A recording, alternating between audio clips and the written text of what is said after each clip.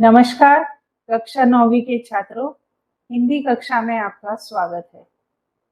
आज हम स्पर्श के गद्य भाग में से रामविलास शर्मा द्वारा रचित पाठ धूल पर चर्चा करेंगे। रामविलास शर्मा एक विचारक और आलोचक थे। इनके विचार उत्तेजना से भरे हैं और भाषा व्यंग्यात्मक है। इन्होंने तत्सम शब्दों का प्रयोग किया है। अंग्रेजी और उर्दू के पुट भी इनकी भाषा में पाए जाते हैं, इसीलिए इनकी भाषा बहुत प्रभावशाली है। इस पाठ में इन्होंने धूल की महिमा का वर्णन किया है और शहर और गांव की सैर करवा दी है। इस पाठ के अंत तक हम धूल से प्रेम करने लगेंगे, इससे हम भागेंगे नहीं। पाठ का नाम है धूल और लेखक है रामविलास शर्मा। चलिए अब समझते हैं।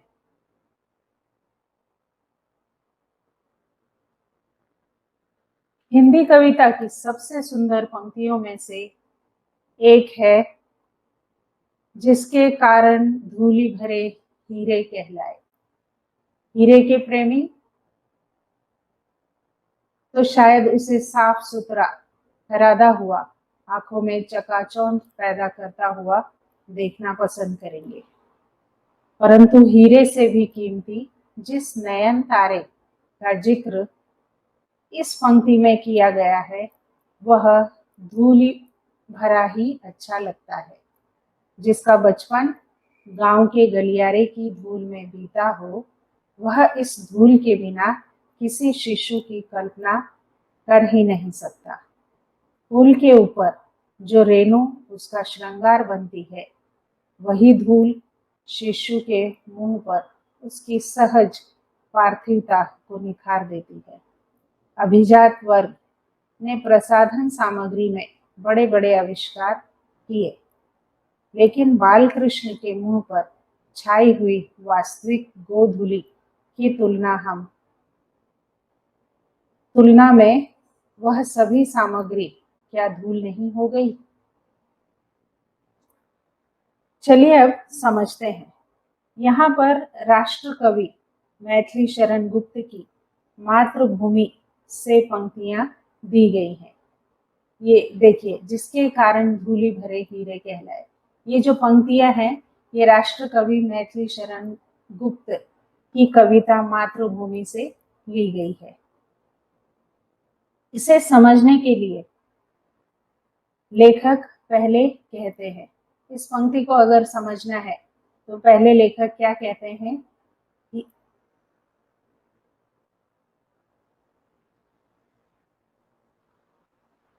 जिसे बहुमूल्य हीरे पसंद है, ठीक है, यानी हीरे के प्रेमी, तो यानी जिस व्यक्ति को बहुमूल्य हीरे पसंद होते हैं, वह उसको खरादा हुआ यानी पॉलिश किया हुआ, उसको चमकाया हुआ और कैसा आंखों में चकाचौंध, आंखों में रोशनी पैदा करता हुआ देखना पसंद करते हैं।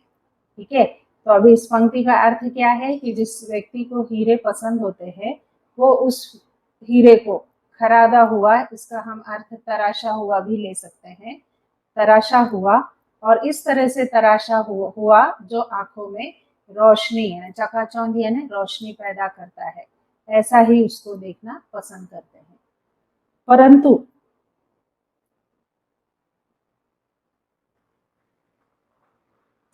उससे भी ज्यादा कीमती जो नयन तारा होता है, परंतु हीरे से भी कीमती जिस नयन तारे का जिक्र लेखक ने इस पंक्ति में किया है, वह धूलि भरा ही अच्छा लगता है।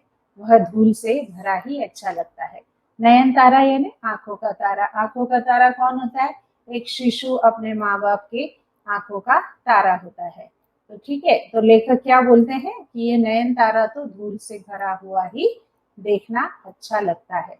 जिसका बचपन गांव के गलियारे की धूल में बीता हो, वह इस धूल के बिना किसी शिशु की कल्पना भी नहीं कर सकता है।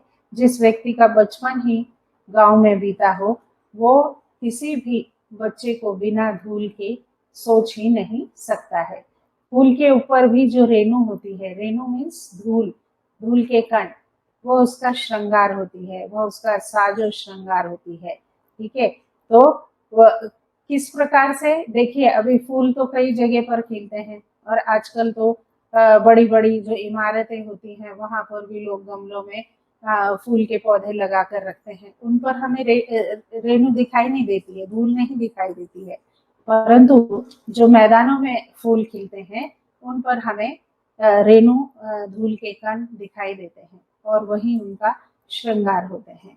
वही धूल शिशु के मुंह पर उसकी सहज पार्थिवता को निखार देती है और ऐसी ही धूल जो बच्चे धूल में खेलकर बड़े होते हैं तो उनके लिए वह सहज पार्थिवता यानी पृथ्वी के निकटता को उनके चेहरे पर सहज ही आसानी से निखारती है, दिखाई भी देती है। हम उसको देखते हैं कि वो पृथ्वी के कितने समीप है या उसकी समीपता पृथ्वी से हमें सहज ही दिखाई दे जाती है। अभिजात वर्ग ने प्रसाधन सामग्री के बड़े बड़े आविष्कार किए हैं। ये देखो, अभी अभिजात यानी उच्च कुल के, यानी जो धनी लोग होते हैं, उन्होंने अपने चेहरों की सुंदरता को बढ़ाने के लिए अनेक प्रकार के प्रसाधन, मेकअप के जो सामान होते हैं, क्रीम, कॉस्मेटिक्स आदि का आविष्कार किया है। ठीक है, और वो परंतु ये जो कॉस्मेटिक से पाई हुई सुंदरता ये एक नकली सुंदरता होती है। असली सौंदर्य किसमें रहता है कि जो हमें प्रकृति से प्राप्त होता है, जो हमें पृथ्वी की निकटता से प्राप्त होता है। यानी लेखक के अनुसार क्या है कि लेखक क्या कहते हैं कि जो असली सुंदरता किसमें है, प्रकृति के समीप रहने से, प्रकृति के साथ रहने से जो हमें प्राप्त होती है वही असली सुंदरता होती है। तो यहाँ पर देखिए लेखक क्या कहते हैं कि लेकिन बाल कृष्ण के मुंह पर छाई हुई वास्तविक गोधूली, यानी जो बाल कृष्ण गायों को चराने जाया करते थे, उन गायों के साथ वो दिन भर रहा करते थे, तो उनके साथ रहते हुए शाम के वक्त जब वो गाय को चराकर वापस अपने घर की तरफ लौटा करते थे, तो जो गौ के पाँव से जो धूल उड़ा करती थी, तो वो धूल उनके चेहरे पर, उनके शरीर पर भी बैठ जाती थी और उस धूल से जो उनके शरीर को, उनके चेहरे को जो कांति या शोभा प्राप्त होती थी, वो क्या इन नकली साजो सामान से प्राप्त हुई सुंदरता से क्या अधिक नहीं थी?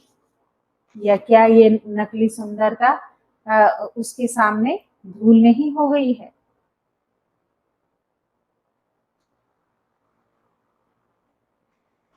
अभी अगली पंक्तियां कुछ इस प्रकार है। हमारी सभ्यता इस धूल के संसर्ग से बचना चाहती है, वह आसमान में अपना घर बनाना चाहती है।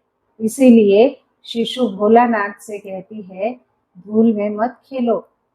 भोलानाथ के संसर्ग से उसके नकली सल में सितारे धुंधले पड़ जाएंगे। जिसने लिखा था, धन्य धन्य वे है नर मैले, जो करत गात कन्या लगाए धूरी ऐसे लड़कान की।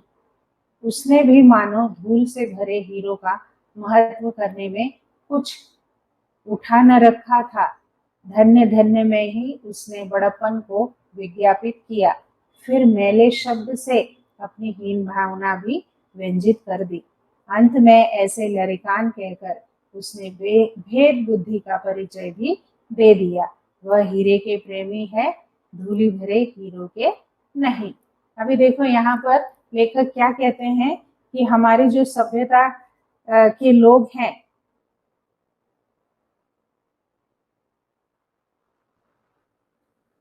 वो क्या है कि वो धूल से बचना चाहते हैं, धूल के संसर्ग से। जो हमारी आज की सभ्यता है वह धूल के संसर्ग यानी समीपता से, निकटता से, उसके साथ से बचना चाहती है। यानी धूल में जाना कोई पसंद नहीं करता है, ना ही अपने बच्चों को वो धूल में खेलने देते हैं, ना बैठने देते हैं, उससे बचाने का प्रयत्न करते हैं। वह आसमान में अपना घर बनाना चाहते हैं, वो उस धूल से अधिक दूर रहना पसंद करते हैं। इसीलिए माँ अपने शिशु भोलानाथ से, यहाँ ये शिशु के लिए प्रयोग किया है, भोलानाथ से कहती है कि धूल में मत खेलो। ये हमारी आधुनिक सभ्यता के बारे में लेखक ने बताया है कि वो माएँ अपने बच्चों को धूल से दूर रखने का प्रयत्न करती है, उनको धूल में खेलने नहीं देती है। भोलानाथ के संसर्ग से उसके नकली शरीर में सितारे धुंधले पड़ जाएंगे। माँ का क्या सोचती है कि अगर भोलानाथ धूल के संपर्क में आएगा तो उसका जो नकली सलमे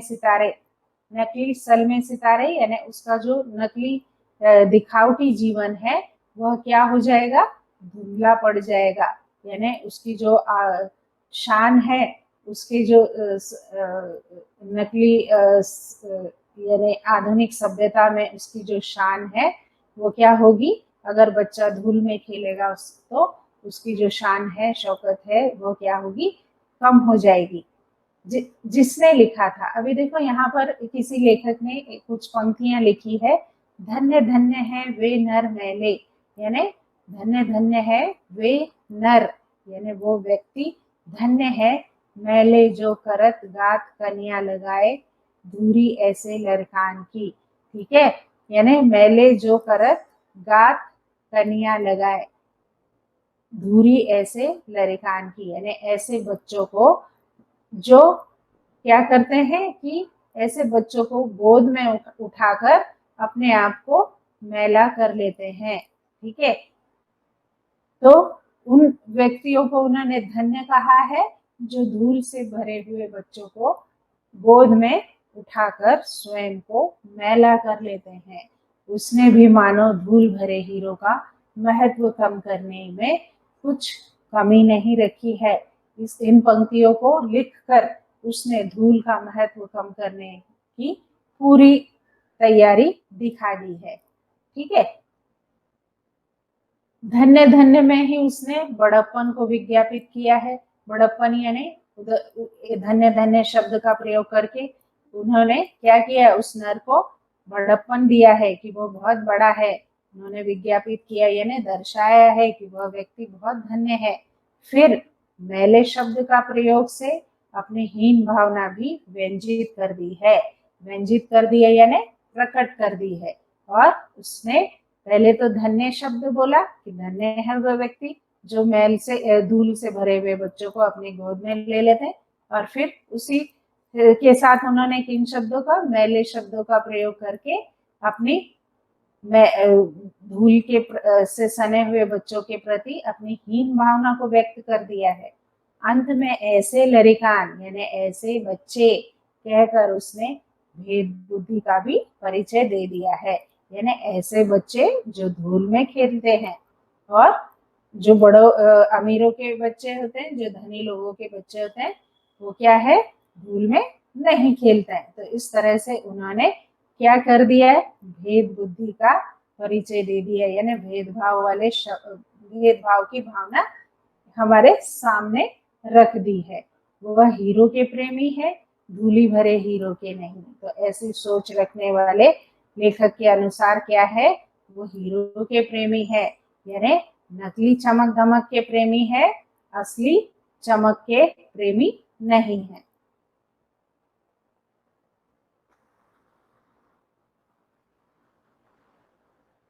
अगली पंक्तियां कुछ इस प्रकार है, शिशु भोलानाथ के संसर्ग से तो मैले जो करत गात की नौबत आई। ठीक है, अगर हम शिशु भोलानाथ अखाड़े की मिट्टी से, यहाँ देखिए फिर से हम पढ़ते हैं, शिशु भोलानाथ के संसर्ग से तो मैले जो करत की नौबत आई, अखाड़े की मिट्टी में सनी हुई देह से तो कहीं उबकाई ही आने लगे। जो बचपन में धूल से खेला है, वह जवानी में अखाड़े की मिट्टी में सनने से कैसे वंचित रह सकता है। रहता है तो वह उसका दुर्भाग्य है।